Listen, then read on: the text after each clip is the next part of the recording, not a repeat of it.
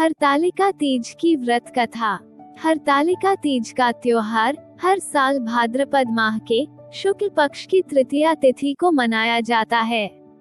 माना जाता है कि इसी व्रत के प्रभाव से ही माता पार्वती ने अपने मनचाहे वर शिव जी को पति के रूप में पाया था। तभी से सारी कुंवारी कन्याएं मनचाहा वर प्राप्त करने के लिए और सुहागिन महिलाएं पति की लंबी आयु के लिए हरतालिका तीज पर निर्जला व्रत रखती हैं। इस दिन माता पार्वती और भगवान शिव की विशेष पूजा अर्चना की जाती है। हरतालिका तीज की कथा। माता गौरी ने गिरिराज हिमालय के घर उनकी कन्या पार्वती के रूप में जन्म लिया। बचपन से ही पार्वती भगवान शिव को वर के रूप में चाहती थी। देवी पार्वती ने तो मन ही मन भगवान शिव को अपना पति मान लिया था। वो सदैव भगवान शिव की तपस्या में लीन रहती थीं। शिव जी को पाने के लिए पार्वती जी ने कठोर तप किया। उन्होंने कड़कती ठंड में पानी में खड़े रहकर, गर्मी में यज्ञ के सामने बैठकर यज्ञ किया। बारिश में जल में रहकर कठोर तपस्या की। 12 वर्षों तक निराहार रहकर केवल पत्तों को खाकर पार्वती जी ने व्रत किया। अपनी पुत्री की ऐसी हालत देखकर राजा हिमालय चिंतित रहने लगे। इस संबंध में उन्होंने नारद जी से चर्चा की। नारद जी के कहने पर राजा ने अपनी पुत्री पार्वती का विवाह भगवान विष्णु से कराने का निश्चय किया। ये समाचार सुनकर माता पार्वती बेहद दुखी हुई। उन्होंने अपने मन की व्यथा अपनी सखियों से कह डाली।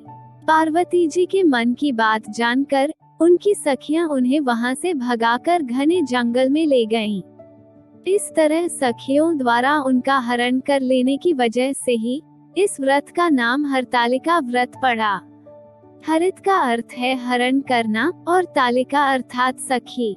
वहीं जंगल में छिपकर माता पार्वती भगवान शिव को पति के रूप में प्राप्त करने के लिए फिर से आराधना में लीन हो गईं।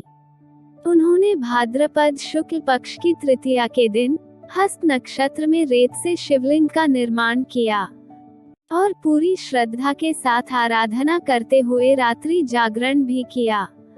माता पार्वती की कठोर तपस्या को देखकर भगवान शिव बहुत प्रसन्न हुए। उन्होंने माता पार्वती को दर्शन दिए। शिव जी को अपने समक्ष पाकर पार्वती जी ने कहा, मैं आपको सच्चे मन से पति के रूप में वरण कर चुकी हूँ। यदि आप सचमुच मेरी तपस्या से प्रसन्न होकर यहाँ पधारे हैं, तो मुझे अपनी अर्धांगिनी के रूप में स्वीकार कर लीजिए। तथास्तु कहकर भगवान शिव अपने लोक लौट गए। उसी समय गिरिराज अपने बंधु बांधवों के साथ माता पार्वती को खोजते हुए वहां पहुँचे।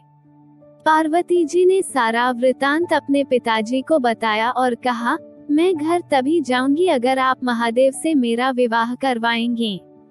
गिरिराज हिमालय अपनी पुत्री की बात तुरंत मान गए। उन्होंने पूरे विधि विधान से अपनी पुत्री पार्वती का विवाह शिव जी से करवाया। इसी तरह की अन्य कहानियाँ सुनने के लिए please like and share the story and subscribe to our channel story vendor. Thank you.